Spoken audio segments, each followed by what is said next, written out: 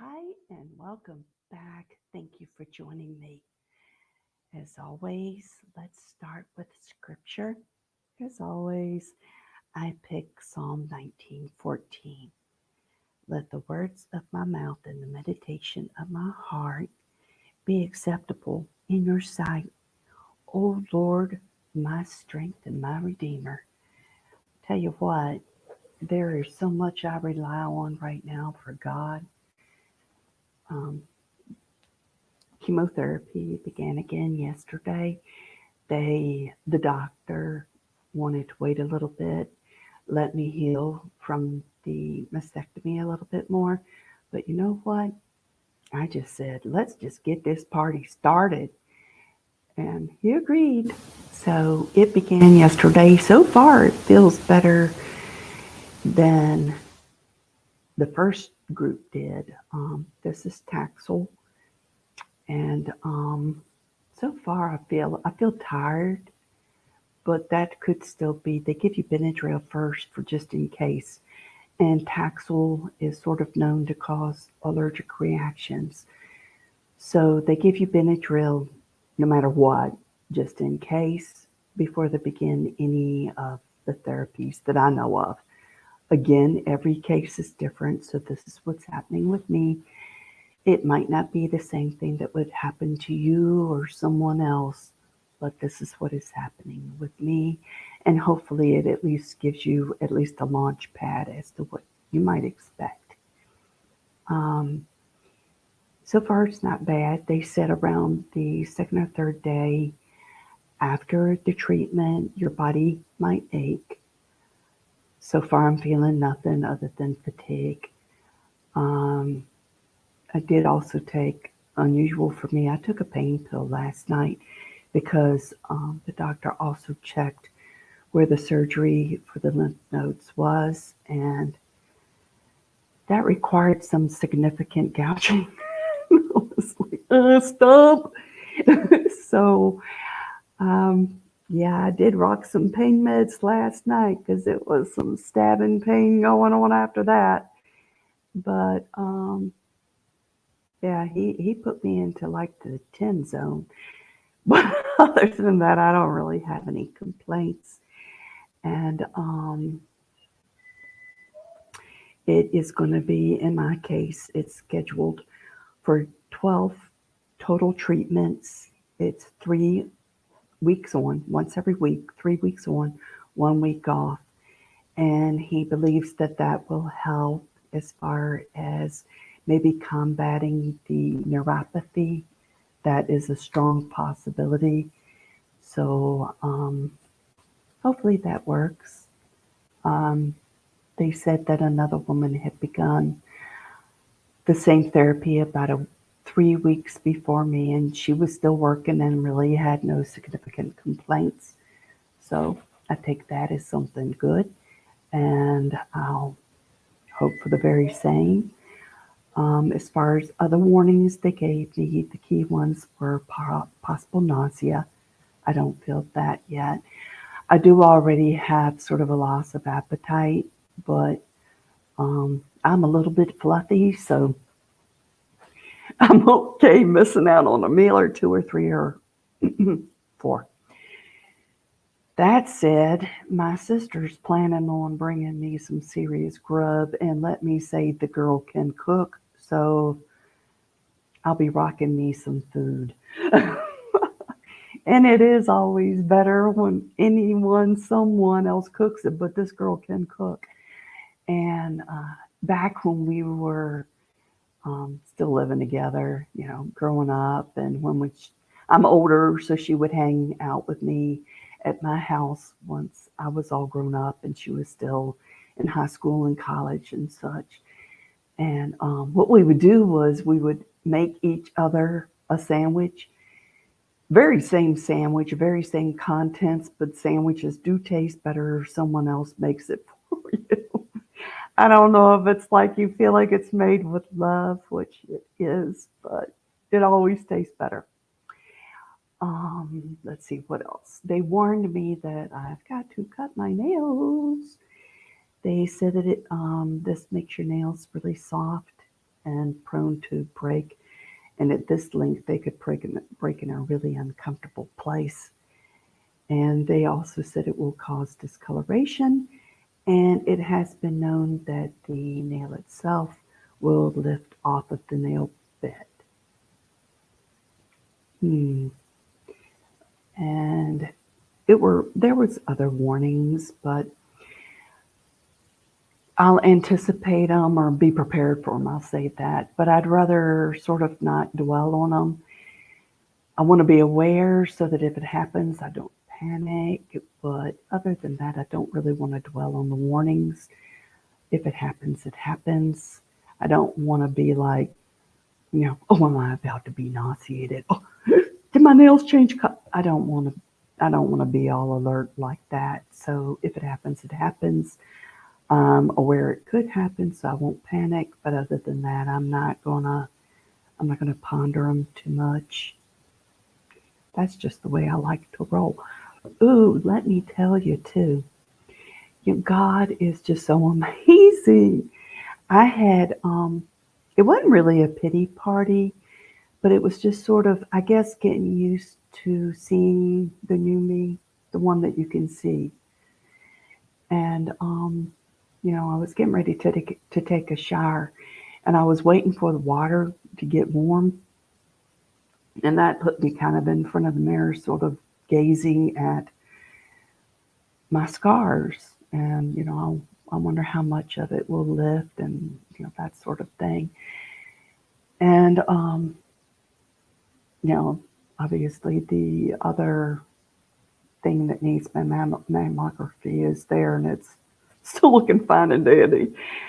And it wasn't really a pity party, but it was kind of a pause as, this is really a big change. And I hate crying.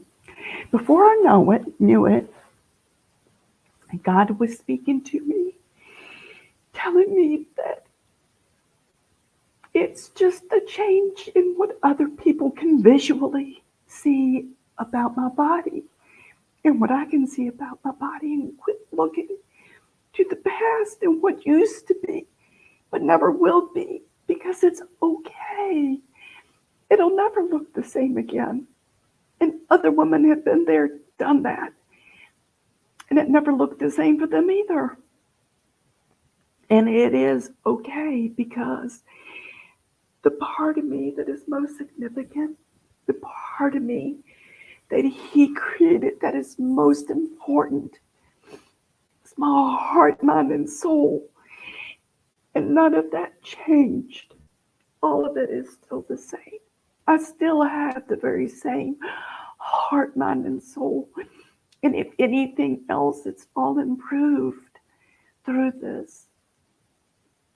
And God has used this. I'm only going to call it a situation. I'm not about to say my cancer, the cancer, to open doors to so many things. I've said before, I felt led that God wanted me to spread His word. And I said, well, God, my world is so tiny. I'm right here on this farm, and almost everything I need is right here on this farm. My exposure to other folks is so limited.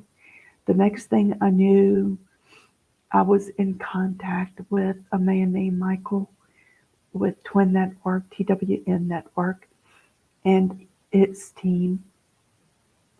And then I was diagnosed with cancer. And then God put it upon my heart to start this little chat that I do about cancer. My chat is God-based. It's faith-based, because I know with faith that no matter what, however the story ends, it is God's will and God's way. And I accept that. Up until then, I know He's carrying me. But the good part that was leading me into this, God also gave me confirmation yesterday when I was at treatment. A lot of times you're in your little room all alone, just kind of quietly staring there. I don't like to have the TV on. I don't watch TV.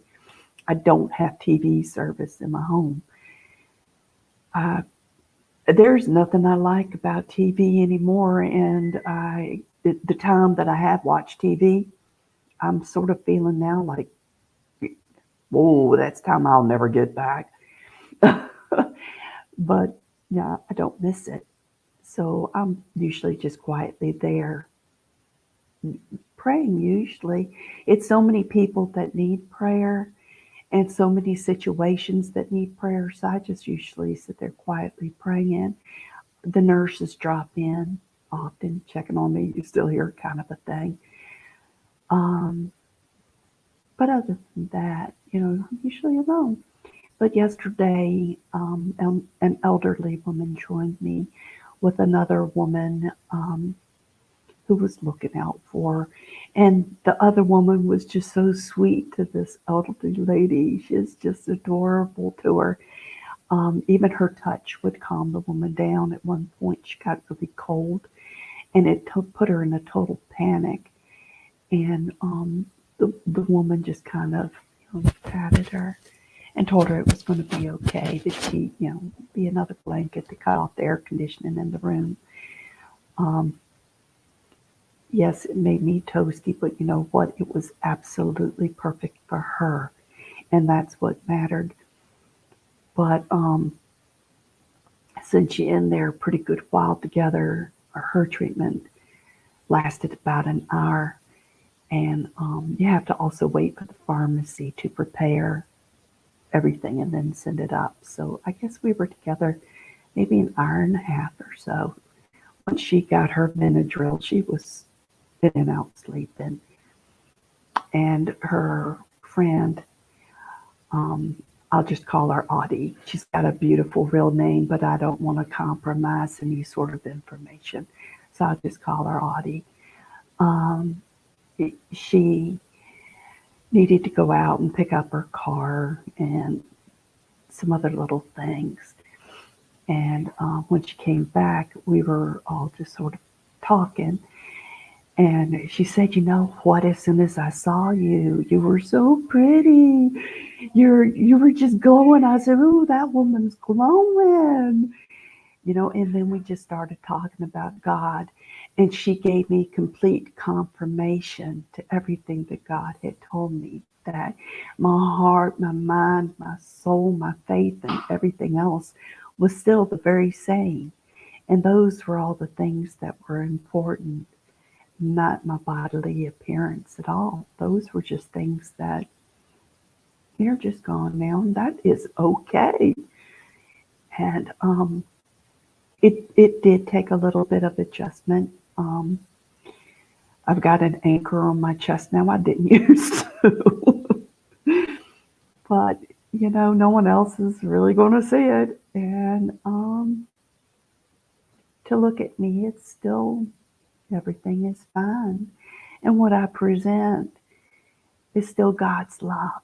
And that's important. That's more important than the bodily me that I present. And she gave me complete confirmation to that. And we exchanged, our cell numbers and everything, and have already been in contact. She is such a beautiful woman, and talk about glowing. That woman glowed. And how you're not, there's that ailment that's out there. And no, thank you. There's that ailment that's out there. So you're not supposed to get terribly close and all that sort of stuff. But we hugged each other, and she prayed over me and gave me a very big masked kiss.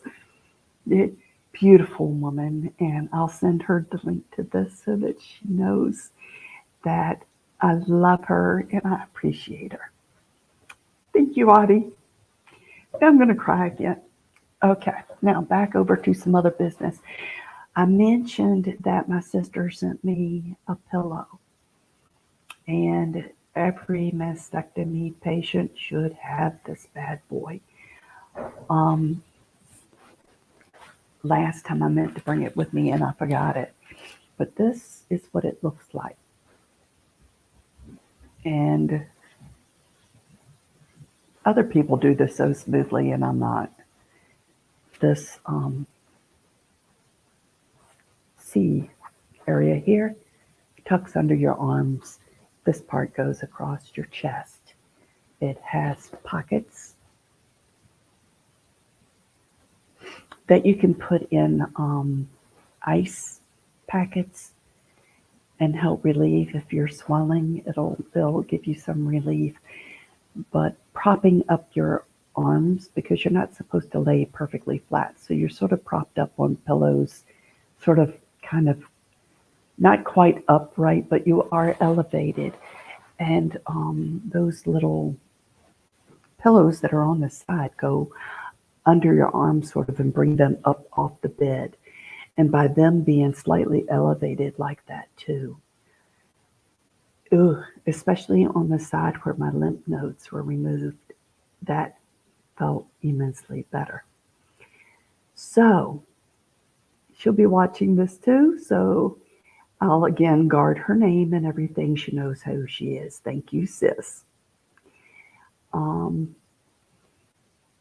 let's see here. It was, it's like so much you intend to cover and then you forget half of it. Yes, I should take notes.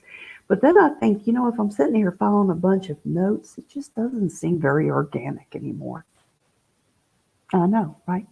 So looking to see. Yeah, my doggy's still with me. Usually she makes an appearance. We'll see how long it takes her to join me. My scarring it is sort of going down. It doesn't look inflamed. I got no bruising whatsoever.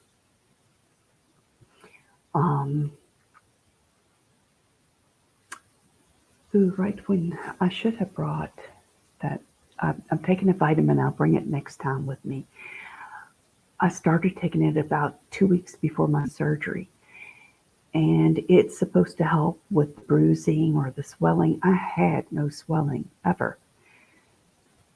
And I had no bruising ever. The bruising that I have is way down on my rib, deep down on my rib cage.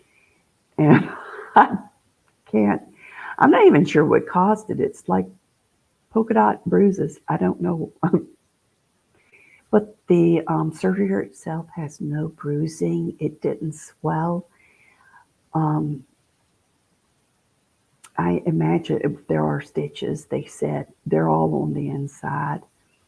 They put a coating of skin glue, Dermabond, whatever, over the incisions on the outside. It was all very smooth. You could, it, it didn't look like a brand new surgery ever. Um, nerve. I do have numbness, like it starts right here. Oh, yeah. Below that, it's numb. It's a little bit numb right there. Below that, it's numb all the way down to below the surgery site, totally numb. Um, Inside feels like it's not numb, but to touch the skin on the outside, it's still numb. Sort of annoyingly so, because it is numb. A shower and such distorts the feeling of the water. So the shower feels more like just pinpricks all over the area. It's not comfortable at all. Under my arm is very numb. It feels like it's just, my mind identifies it as just a thick wedge of skin or whatever right there. It's just numb. Again, because it's so numb, it distorts the feeling. So to touch it relays to my brain as pure pain as opposed to just numb. It just relays as thick, pure pain. um, my fingers tingle all the way down my arm. On the inside of my arm is numb,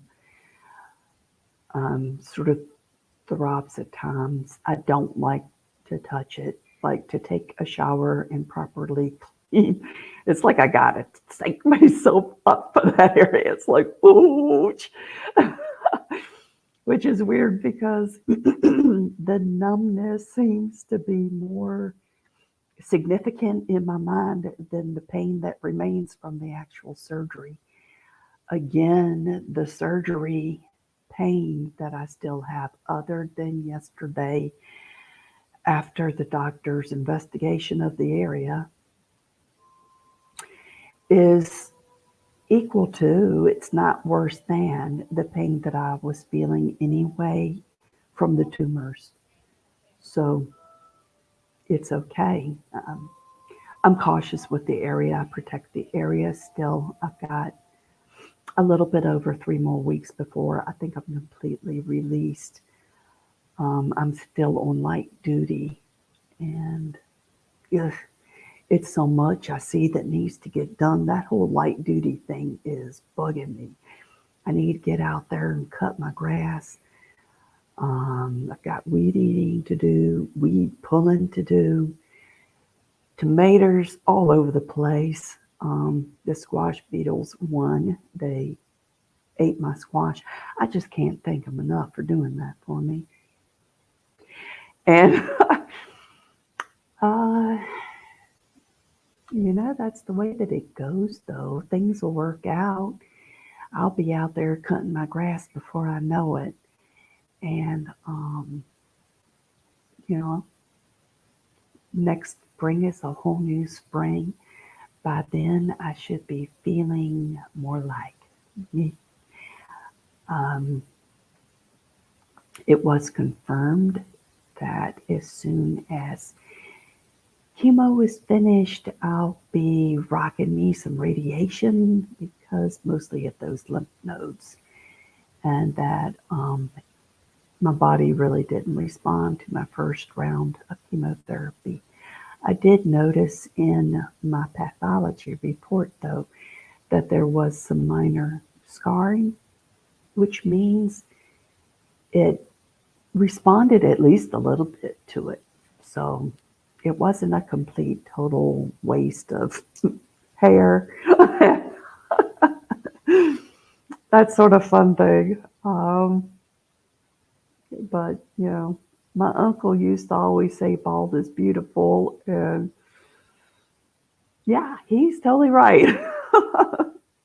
Bald is its own thing. And in the summertime, bald was not that bad. I do have patches of hair back and my eyebrows. This is not drawn in or anything. These are my eyebrows back. Um, they never, they began falling out and they turned kind of a grayish, greenish, really weird color, but they never did completely fall out. My eyelashes completely fell out. They're coming back. They're really short. Um, I don't bother with like mascara or anything like that because I think I'd probably, as uncoordinated as I am, put more mascara in my eye than on my eyelashes. I don't bother. Um, from the last time that I went to the doctor, the oncologist, until yesterday, I've enjoyed some weight loss. Yay. And again, though, I've completely changed the way that I ate. Cheetos or anything like that that came from an extruder, no. And if I said that I didn't at least taste one since then, I did taste one. And you know what? They are not as tasty as I thought that they were. They weren't, it wasn't appealing at all. Um, I have gotten into um, a dear friend from a whole nother state sent me a little care package. So sweet. And he included some homemade chocolate chip cookies. Yum. I put the hurt into them and I poured in some milk too. And yes, I did preach the dairy products can't be good. Oh, someone paired. You know that little bottle in there that's got the pink label. Can you fetch it for me? The one I started using just before the surgery. The bottle's coming. You don't have to wait till next week to see what I took. Uh, Yummy cookies. Yeah, I imagine if they were fresh out of the oven, I probably would have smacked someone if they even reached for one because they would have been mine, all mine. Yet that is how I roll. I'm not a good person. Thank you, baby. My daughter brought me the. Ooh, why is writing so small on stuff, Bromley? The, the first group of. Huh? Bromelain? The first group of chemotherapy did a number on my eyes. I think it fades and they get better again, but I'm about ready to go see about my eyes because they don't see like they used to. But the name of what I took before, during, and am still taking is bromelain, and it was created by some doctors that are plastic surgeons. No one told me to take it. I took it on my own, so I'm not saying run out, buy it, do the same thing I did. I am saying I took it and it helped me. Everyone is different, or I believe it helps me. I never had bruising. I never had swelling, but this is what it looks like. And I believe that it did help because I know that other people report swelling and bruising and some other discomforts. And other than just the expected soreness, I really didn't have it. Um, Again, my drain tubes came out, I think actually a little bit early. It was, I think, a week and 3 days after my surgery. Pretty sure. So, which is good because they got, uh, uh, it wasn't that they hurt or anything, just they just really bugged me. And knowing that they were there bugged me. Um, so they were gone, thank goodness, early-ish. And I don't know if that had anything to do with the pills or not, or just that I drank a lot of water. I think that that might have helped. I don't know, but it went well. And I was, again, that ear flapping was not me. That would be the dog who's right there on the floor beside me. She likes to make, I wonder if she wants to make an appearance real quick before we sign off. Hey, Guppy. Guppers. Guppy. Guppy. Guppy. Come here, baby. Come here, Gupper. She apparently didn't even want to get up, much less make an appearance. Come here, baby. Yeah, darling. Guppy says hi to everyone. Nay, baby. So, we both say, until we meet again, peace be with you, and thank you for joining me. And please do me a favor and subscribe and hit that bell so that whenever I do air, you know about it. They notify you. And it's hard to find me without subscribing because my channel's so new. And please consider hitting that like button too. And again, until we meet again, peace be with you.